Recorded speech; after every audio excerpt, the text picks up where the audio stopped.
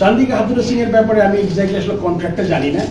আমি কিন্তু আগের স্ট্যান্ডেই আছি যে আমার মনে হয় যে যেটা আমি বলেছি ওইটা আমি কিন্তু বের হয়ে যায়নি। বাট এখন যেমন আমার অফিসিয়ালি কিছু জিনিস দেখতে হবে যে মানে কেমনে কি করা দরকার, তার যে বেটার কাউকে পাইলাম কিনা, বা তার কাছাকাছি কারো ছোট কাউকে পেলাম না যে আমাদের জন্য বেটার সার্ভিস করতে পারবে, এটা দেখবো। তারপর কথা বলবো, সিইও আছেন আমাদের আগে যারা কাজ করে তাদের সাথে কথা বলে নিবো। তারপরে আমি স্ট্যান্ড থেকে সরিয়ে নিয়ে আদিব ভাই দেব, তারপর রিয়াসাত। আপনাকে সাকিবের ব্যাপারটা আসলে আপনাকে আমি বলেছি যে বোর্ডে কিছু পলিসি থাকে, এটা আমি আমার ডিরেক্ট সাথে আলাপ করবো যে আমাদের পলিসি কি হচ্ছে সাকিব আল হাসানের ব্যাপারে। আমি দিকটাকে বলেছি, তো এটা ইট ফলস ইনটু দ্যাট যে আমাদের বোর্ডের সাথে আলোচনা করবো যে সাকিব এখন যে স্টেজে আছে সেই স্টেজে গিয়ে সে কি ক্যান হি কন্টিনিউ। অবশ্যই ডিপেন্ড করে যে আপনাদের যে দুটি টেস্ট ম্যাচেস আছে তারপরে কি হবে, তখন বোর্ডের একটা পলিসি ম্যাটার হবে। কেননা আপনি চিফ সিলেক্টর কিন্তু একটা ইন্টারভিউ দিয়েছে, আমার কাছে ভালো লেগেছে। ইটস লাইক পলিসি যদি তাকে যদি বোর্ড থেকে বললে দেওয়া হইতো, যদি ওকে নিও না, তাহলে কিন্তু পলিসি ম্যাটার হইতো। তাহলে সে দায়িত্বটা বোর্ডের উপর দিয়ে দিত যে না এসে বলেছে ওর সিলেকশনের বাইরে চিন্তা করো।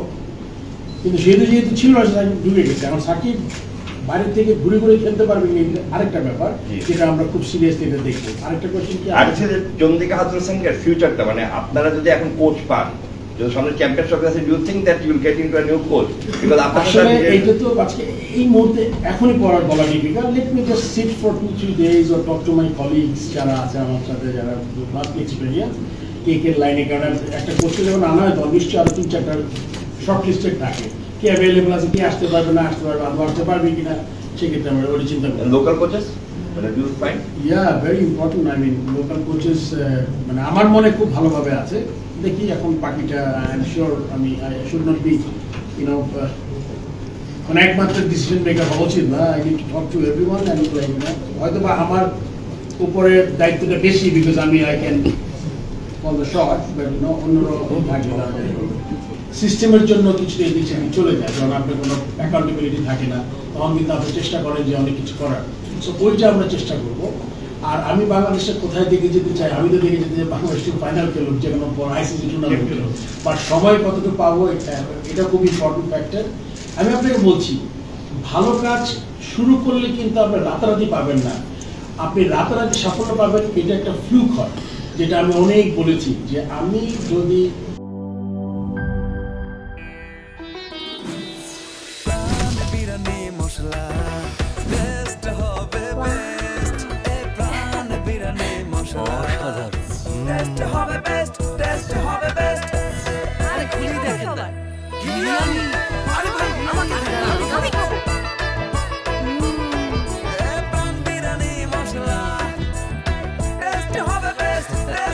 প্রাণ বিরিয়ানি মশলা, টেস্ট হবে বেস্ট। প্রাণ, জীবনের স্বাদ।